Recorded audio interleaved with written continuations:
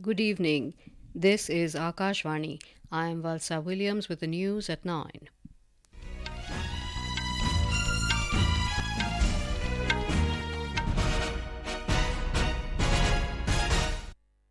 The headlines: Reserve Bank of India projects consumer price index inflation for this fiscal at 4.5%. Supreme Court stays Allahabad High Court's decision that declared UP Board of Madarsa Education Act unconstitutional.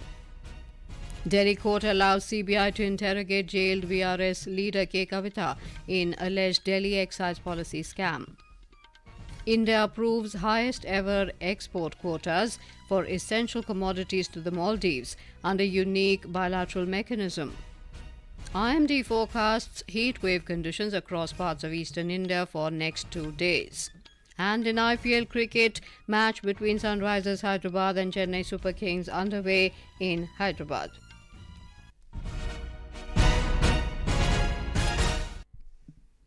The Reserve Bank of India has said the consumer price index inflation for 2024-25 is projected at 4.5%.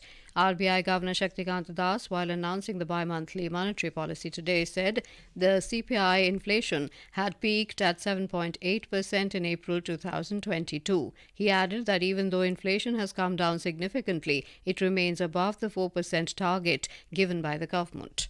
Headline inflation has eased to 5.1% during both January and February. And this has come down to 5.1% in these 2 months from the earlier peak of 5.7% in the month of December. Core inflation has also declined steadily over the past 9 months to its lowest level in the series. The fuel component of CPI remained in deflation for 6 consecutive months. Food inflation pressures, however, accentuated in February.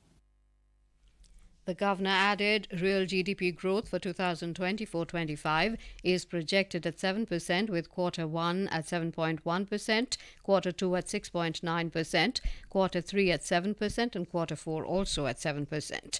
The Apex Bank has kept the repo rate unchanged for the 7th time in a row. The governor informed that India's foreign exchange reserves reached an all-time high of $645.6 billion as of March the 29th this year. The RBI will soon allow to deposit cash through cash deposit machines using UPI. Till now, UPI is mainly used for money withdrawal or money transfer. RBI Governor today said this measure will further enhance customer convenience and make the currency handling process at banks more efficient. The RBI has said that currently around 50 lakh users in the country are using central bank digital currency (CBDC), out of which 46 lakh are retail customers, while 4 lakh are merchants. On cumulative basis, 2.2 crore transactions have been completed on CBDC.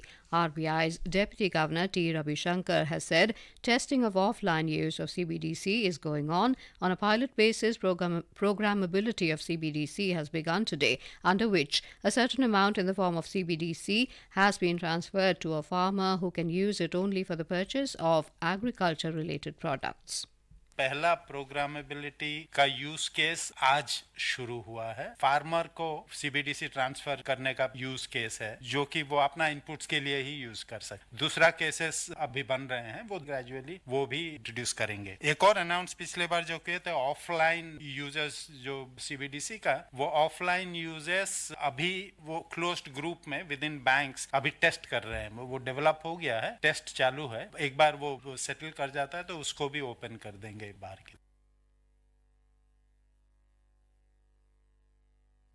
The Supreme Court today stayed the Allahabad High Court's decision that declared UP Board of Madarsa Education Act 2004 unconstitutional and violative of secularism. A 3-judge bench headed by Chief Justice D.Y. Chandrachud issued notice to the centre and the Uttar Pradesh government on the plea challenging the High Court order. Earlier, the centre in its plea asserted that the judgment may have inaccurately interpreted the concept of secularism as enshrined in the Indian Constitution. A Delhi court today allowed the Central Bureau of Investigation, CBI, to interrogate and record the statement of jailed BRS leader K Kavitha in Tihar jail in the money laundering case related to the alleged Delhi excise policy scam. The order was passed on the plea filed by the CBI seeking the court's permission to interrogate Kavitha. She was arrested by the Enforcement Directorate on the 15th of March in connection with the excise policy case and is presently lodged in Tihar jail. A Delhi court today reserved an order on an application moved by Chief Minister Arvind Kejriwal which sought direction to increase the number of legal meetings with his lawyers from 2 to 5 times a week. Special Judge Kaveri Baveja of the Rouse Avenue Court fixed the matter for passing of order on the 9th of this month. On Monday, the court had sent Chief Minister Kejriwal to judicial custody till the 15th of this month in connection with a money laundering case related to the alleged excise policy scam. Scrutiny of nominations for the second phase of Lok Sabha elections was completed today, except in Jammu and Kashmir. Scrutiny in Jammu and Kashmir will be held tomorrow. Filing of nominations for this phase ended yesterday. In this phase, 88 Lok Sabha seats in 12 states and union territories, along with the remaining part of the outer Manipur Lok Sabha constituency, will go to polls on the 26th of this month. Monday is the last day for withdrawal of candidates in the states and union territories going to polls in this phase, including Jammu and Kashmir. Our Patna correspondent reports that nomination papers of 55 candidates were found valid out of 86 for which scrutiny was held today. Our Trivandrum correspondent reports nomination papers of 204 candidates were found valid after the scrutiny today. Papers of 86 candidates were rejected. Chief Election Commissioner Rajiv Kumar has directed municipal commissioners and district election officers from select districts to prepare a booth-wise action plan for enhanced voter participation and behavioral change. He also asked them to prepare different strategies for urban and rural areas and plan interventions accordingly for different targeted audiences. The Chief Election Commissioner, CEC, said this while chairing the Election Commission meeting with municipal commissioners and district election officers from select districts in the national capital today. The CEC said 215 rural and 51 urban parliamentary constituencies with low voter turnout have been identified to reach out to voters in a targeted manner. In Jammu and Kashmir, the Office of the Chief Electoral Officer has established a high-level command and control centre at Nirvachan Bhavan, Jammu, to keep a check on cases of paid and fake news in the Union Territory during the upcoming Lok Sabha polls. Our correspondent reports that the centre has been equipped with state-of-the-art infrastructure and functions round the clock, ensuring strict and prompt action against any suspected case of fake or paid news. In addition to the media networks, the command centre is also keeping a strict vigil on social media channels and accounts to keep a check on spread of fake news.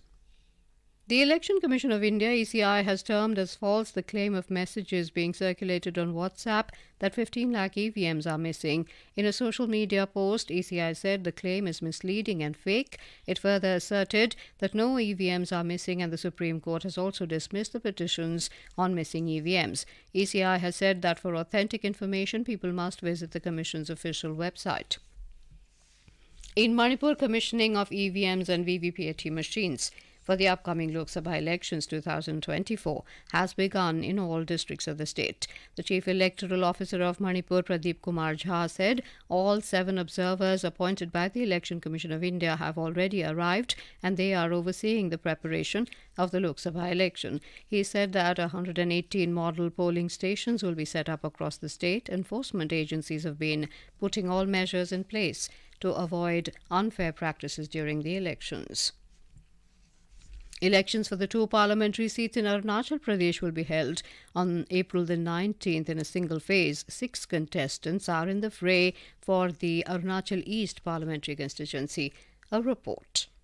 BJP candidate and sitting member of parliament from the seat, Tapir Gao, will face the main contest from Indian National Congress Party candidate Bosiram Siram. Bosiram Siram is a very senior Congress leader and a former state cabinet minister of the state. Apart from BJP and Congress, the newly formed party of the state, Arunachal Democratic Front, has also fielded candidate for the constituency. The rest 3 are independent candidates. Arunachal East parliamentary constituency has 3,75,310 voters with 1,89,740 male, 1,85,569 female and 1 transgender voter. There are 27 assembly constituencies and 920 polling stations in the parliamentary constituency. Rakesh Dole, Akashvani News, Itanagar. This is Akashvani giving you the news. For quick news updates round the clock, follow us on our Twitter handle at AIR News Alerts. Lok Nirnay 2024, a special program on the general elections, every evening at 7. And repeat broadcast at 9:30 p.m. on Akashvani Gold. Updates of election activities, insights from regions and constituencies, expert opinion and analysis. In the world's largest festival of democracy. Stay tuned to Lok Prasarak ke saath, Lok Nirnay 2024. Welcome back. You're listening to the news at 9. In other news, India has approved the highest ever export quotas for essential commodities to the Maldives for 2024-25 under a unique bilateral mechanism.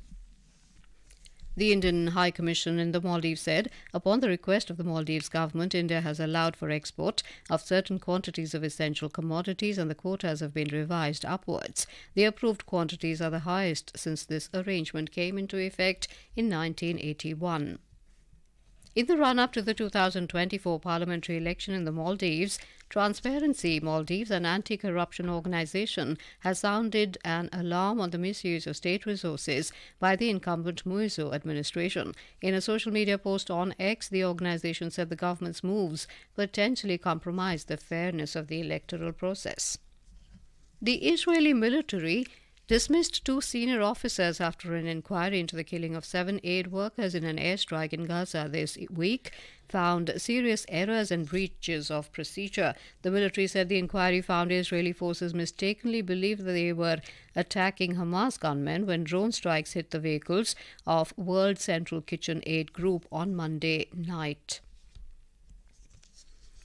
Back home, the University Grants Commission has instructed all higher educational institutions to create awareness among students about the availability of toll-free mental health helpline. The Commission requested higher educational institutions to widely publicize the Telemanas helpline, stating that it is free of cost and available 24/7. More from our correspondent. Young students entering colleges and institutions of higher learning encounter challenging situations and are at risk for developing stress, anxiety and other issues related to mental health. Tele-Mental Health Assurance and Networking, Telemanas initiative aims to provide round-the-clock support and assistance to those struggling with mental health issues. Telemanas provides toll-free services with full confidentiality available on the website of the Health Ministry. The service is currently catering to over 1,300 calls per day in 20 languages. With Pallavi Parmar, Arpita Chaudhary, Akashvani News, Delhi. The Intermeteorological Department IMD has forecast heat wave conditions across parts of eastern and peninsular India for the next 2 days. Heat wave will prevail over parts of Odisha, West Bengal, Jharkhand, Maharashtra, Karnataka, Andhra Pradesh, Puducherry and Telangana today and tomorrow. The IMD added hot and humid weather will persist over coastal Karnataka and Goa till tomorrow and over Kerala, Tamil Nadu and Puducherry till the 9th of this month. Northeast India is expected to witness enhanced rainfall and thunderstorm till the 9th of this month. No significant change in maximum temperatures is expected over the country during the next 2 days. In IPL Cricket, Chennai Super Kings have set a target of 166 runs for Sunrisers Hyderabad at Rajiv Gandhi International Stadium in Hyderabad. Chennai Super Kings scored 165 for 5 in the stipulated 20 overs. Earlier, Sunrisers Hyderabad won the toss and opted to field. And now, before we end the bulletin, the headlines once again. Reserve Bank of India projects consumer price index inflation for this fiscal at 4.5%. Supreme Court stays Allahabad High Court's decision that declared UP Board of Madarsa Education Act unconstitutional.